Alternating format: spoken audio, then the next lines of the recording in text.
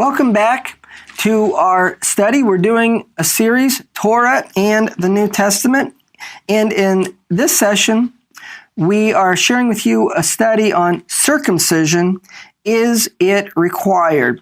So we looked at Genesis chapter 17, verses 9 through 13, where the God of Israel instructed Abraham that those who are born in his house or those who sojourn with him, not born of his household, that they are to be circumcised at 8 days of age. And then we saw in Deuteronomy chapter 10, verse 12, the question was asked, what does the Lord your God require of thee? Verse 16, circumcise the foreskin of your heart and be no more stiff-necked. That the Torah requires physical circumcision and circumcision of the heart. But in looking at this fact, we also need to realize that not all Torah commandments have equal weight, that we need to apply the Torah commandments to the way in which the God of Israel intended them to be followed in our daily lives. And so that being the case, of the two aspects of circumcision, of the flesh and of the heart, which one has greater weight? In which one does the God of Israel require to be seen and accepted as a part of his covenant family? And that ultimately is the debate that is going on in Acts in chapter 15. And we see here that in part, this is a debate about Jews who believe in Yeshua as the Messiah and how they are to accept the non-Jew as a part of the covenant people of the nation of Israel. And so we had a sect of the Pharisees in Acts chapter 15, verse 5, that argued that the non-Jew needed to be circumcised, and this is speaking of a physical circumcision, and actually the physical circumcision of a non-Jew represented that he accepted the following of the Torah. So that's why it says to keep the Torah of Moses. And Paul and Barnabas in Acts chapter 15, verse 2, disagreed, and they were not arguing against following the Torah for a non-Jew. They were arguing what the Torah taught about circumcision. And we can see from particularly Paul's arguments in the book of Romans that Abraham in Romans chapter 4 and verse 16, being the father of our faith, an example to us in the Torah about what the God of Israel requires of his people, because it is said in Genesis in chapter 15 and verse 6 that Abraham believed in the Lord when he gave him instruction to be obedient, to leave his house and his family and go to a place that he would be shown. In Genesis in chapter 12 and verse 1, the Lord said to Abraham, get you out of your country and from your kindred and from your father's house to a land that I will show you. So here in Genesis chapter 15 verse 6, it says that Abraham believed, or he trusted in the Lord, and as a result of trusting in the Lord counted unto Abraham for righteousness. So this trust came from a heart, from a circumcised heart. So the Torah teaches, with Abraham as our example, that in obedience to the God of Israel and his instructions to us, which is following his Torah, that we are to obey first with the heart. Our heart is to be circumcised. And then after Abraham demonstrated obedience and faithfulness to the God of Israel, later on in his walk, he said, okay, now I want you to be physically circumcised. And he gave him those instructions in Genesis in chapter 17. So, does the written Torah, does Genesis, Exodus, Leviticus, Numbers, and Deuteronomy, does it anywhere say that for a non-Jew to be accepted as a part of the covenant family of the God of Israel, as a part of Yeshua's covenant family, because he's the one that gave the Torah at Mount Sinai? Does Genesis, Exodus, Leviticus, Numbers, or Deuteronomy say that to be a part of Yeshua's covenant family, that a non-Jew, in order to be accepted by the God of Israel, has to first be physically circumcised? And the answer is no. So therefore, in Acts chapter 15, verse 5, the Pharisees who believed that was making this argument, they were not making an argument based upon what the written Torah had said. They were making the argument based upon what the oral Torah of the Pharisees and the scribes taught regarding the non-Jew. Now, given that the first century Pharisees are the people who wrote the Talmud, and those who follow the Talmud today are no longer called Pharisees, they're called Orthodox Jews, and they are called followers of rabbinic Judaism, the teachings of the rabbis, that because they believe that what was given at Mount Sinai has been handed down from generation to generation, and it's exactly today what was given at Mount Sinai, we can look at today how Orthodox Judaism views a non-Jew to be accepted as a part of, and by them being a part of their covenant family, what they require of a non-Jew. And what they require is physical circumcision to be accepted as a part of the covenant people who are to follow the Torah given at Mount Sinai.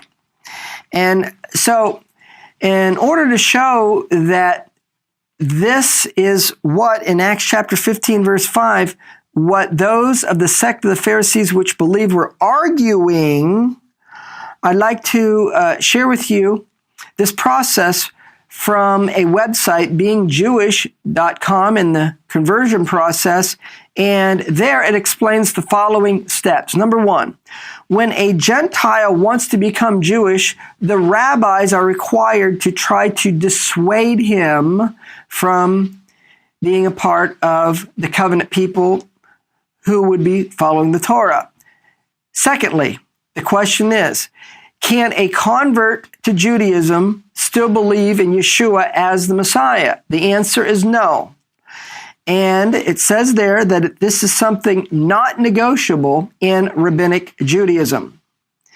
Number three, there is only one way for a non-Jew to be accepted as being Jewish or a convert, be a part of the covenant people, and thus obligated to follow the Torah, and that is to go through an Orthodox Jewish Beit Din, or rabbinical court. And the process begins by going to a rabbi. And then you're going to study for a while the faith and what it's involved. And when the rabbi feels that you're at the place where you're ready for conversion, he will test you on the materials, bring you before the Beit Din, or the Jewish court, set up an appointment. And once again, the rabbis could possibly try to dissuade you a little bit. And the Beit Din will also say, well, you don't need to do this.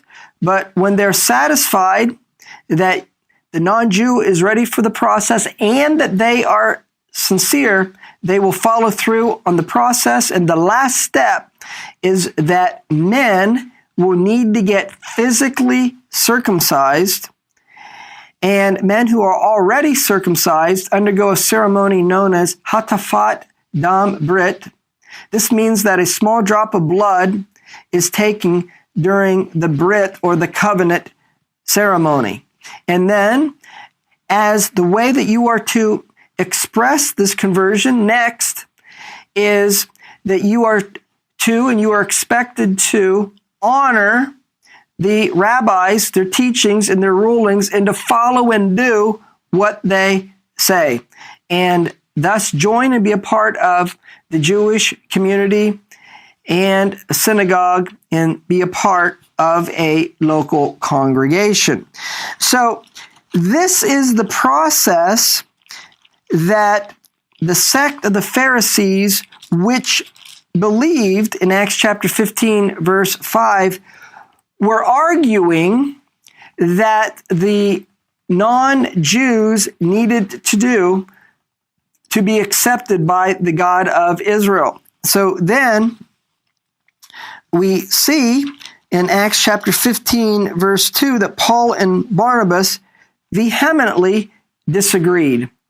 And we know by looking at Paul's arguments in the book of Romans that he was arguing that this is not what the written Torah teaches, and that this is not even what the God of Israel required of Abraham, that the process in Abraham's life, Genesis chapter 12, verse 1, he was called to leave his home and his local community, go to a place that the God of Israel was going to show him. So his obedience and his trust in the God of Israel, in essence being shown a circumcised heart, was regarded by the God of Israel as righteousness unto him, as it says in Genesis chapter 15, verse 6.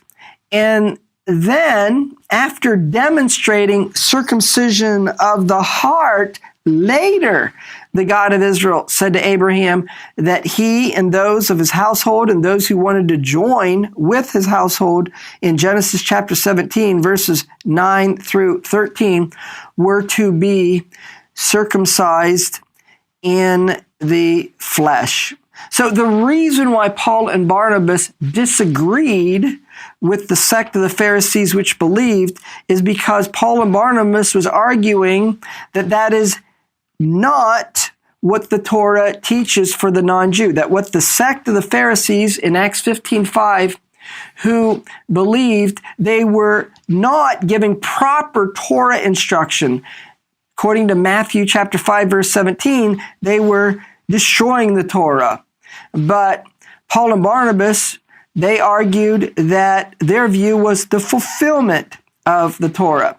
Now, traditional Christianity, when they read the word circumcision in the Bible, particularly in the New Testament, they only think of one element and aspect, and that is physical circumcision.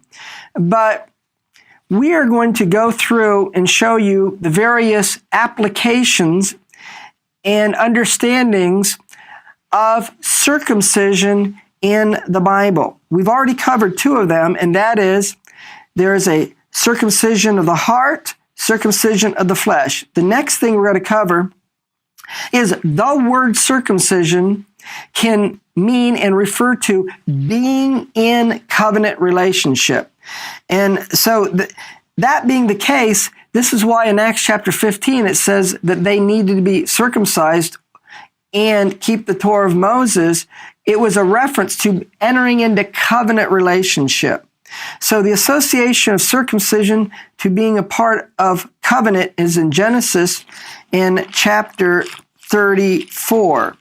Genesis in chapter 34 and verse 1. Deena, the daughter of Leah, which she bare unto Jacob, went out to see the daughters of the land. Verse 2, when Shechem, the son of Hamor, the Hivite, the prince of the country, saw her, he took her and lay with her and defiled her. Verse 4, and Shechem spake unto his father Hamor, saying, get me this damsel to wife. Verse 6, and Hamor, the father of Shechem, went out unto Jacob to commune with him.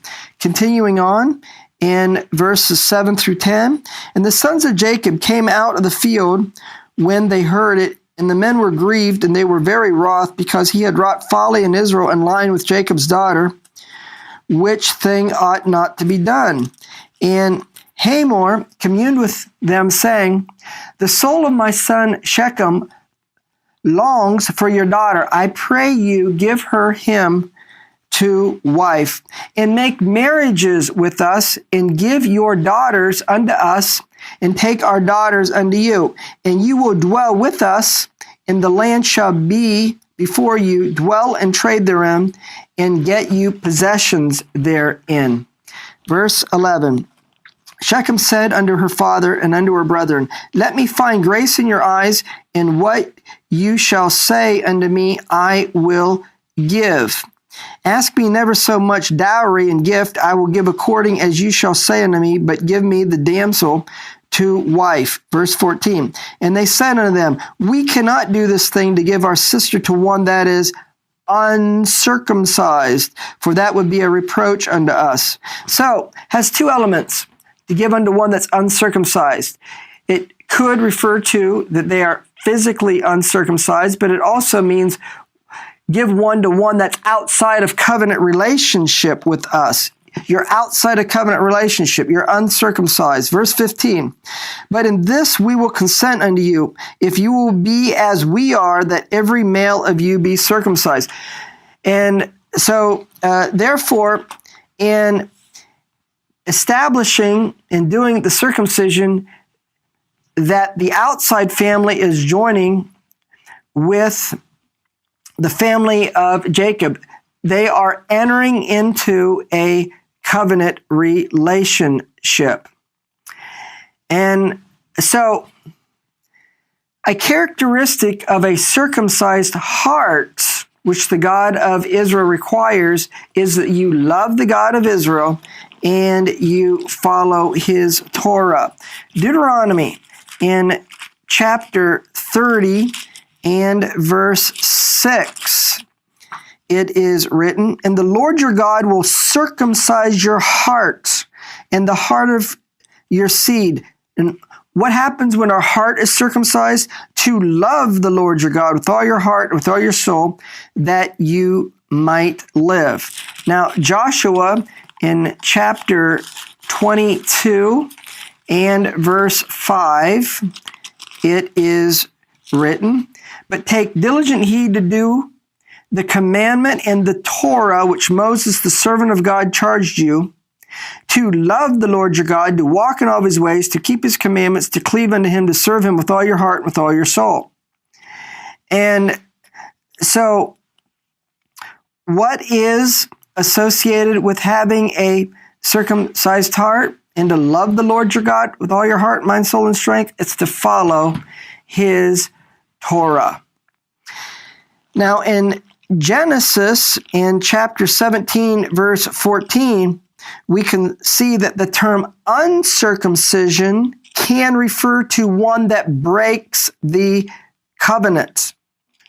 So, it's possible to be physically circumcised and to break the covenant and to be regarded spiritually as being uncircumcised.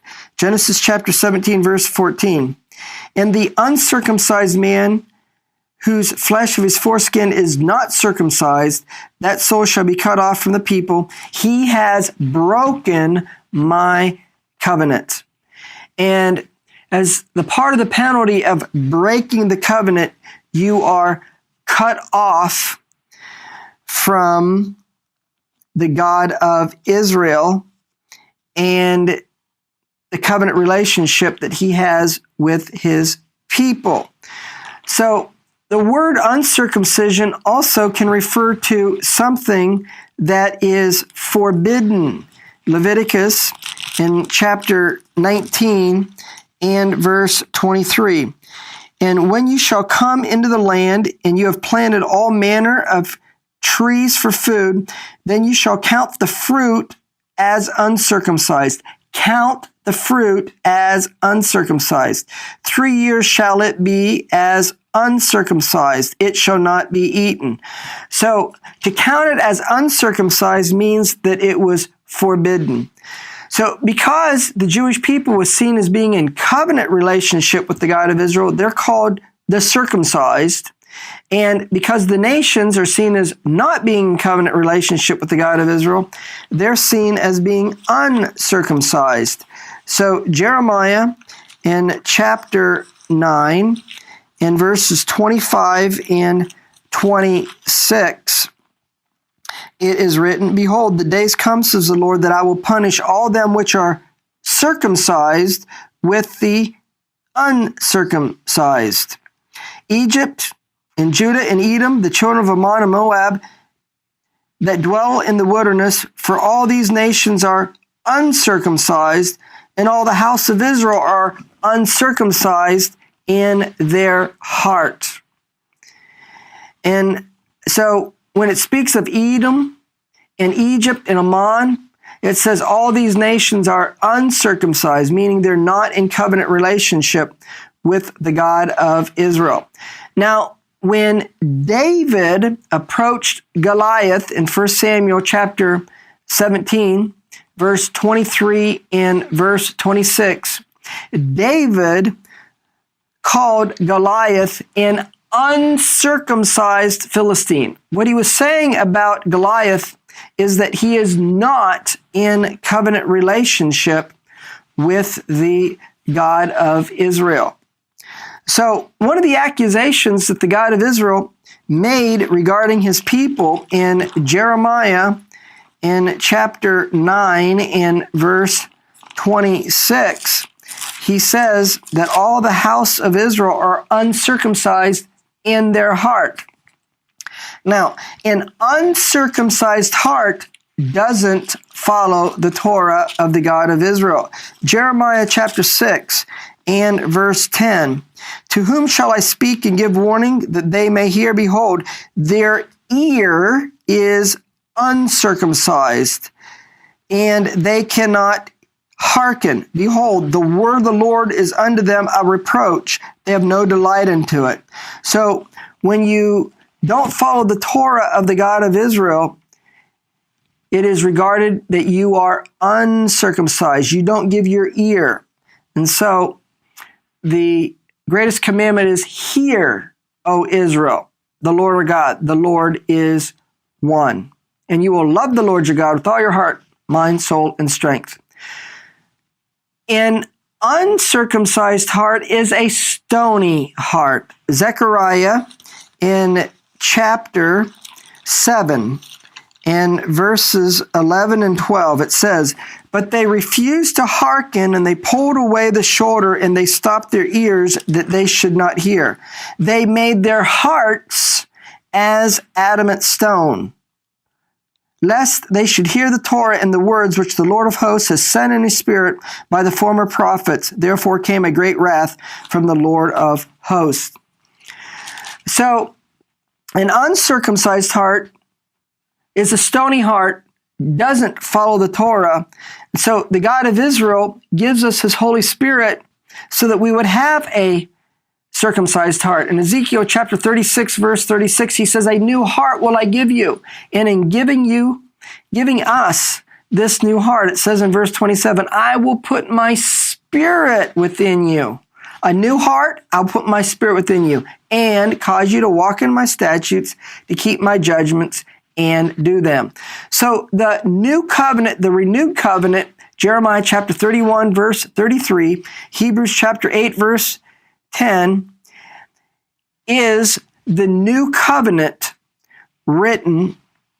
It is the Torah written upon our heart. The new covenant is the Torah written upon our heart.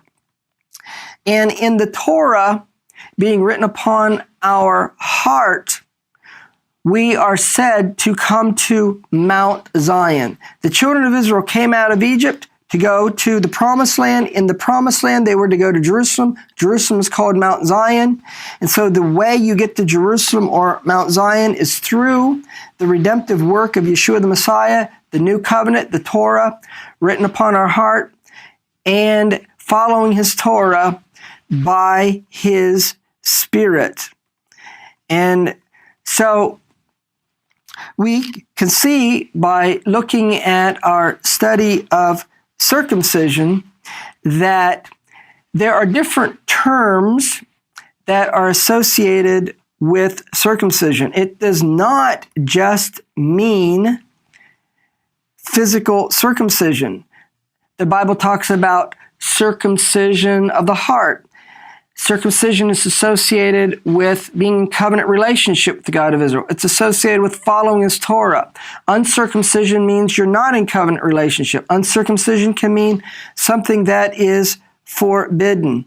And then when the children of Israel were in the wilderness, those that were born in the wilderness, when they came out of Egypt, they were not circumcised, so they were instructed in Joshua chapter 5, verses 3 through 7, to be circumcised.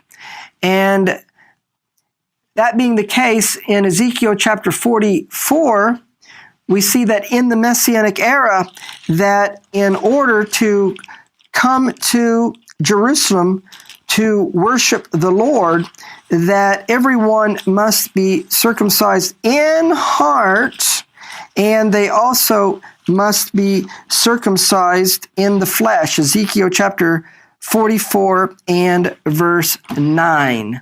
And so, even so, in the fullness of Abraham's walk, he was first circumcised in the heart. Later, he was circumcised in the flesh. When the children of Israel were in the wilderness, they weren't circumcised, but when they went in the promised land, they were.